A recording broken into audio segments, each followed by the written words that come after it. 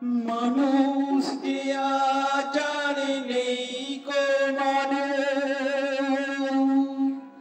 দুনিয়াটা শুধু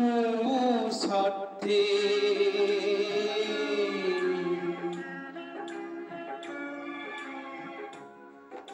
মানুষ যে আচার নেই গো দুনিয়াটা শুধু স্বার্থে অজাজ ভাই বোন সংসার পরিজন সবাই নিজের নিজে মানুষ যে আচার নেই গো দুনিয়াটা শুধু স্বার্থে অজাজ ভাই বোন সংসার পরিজন সবাই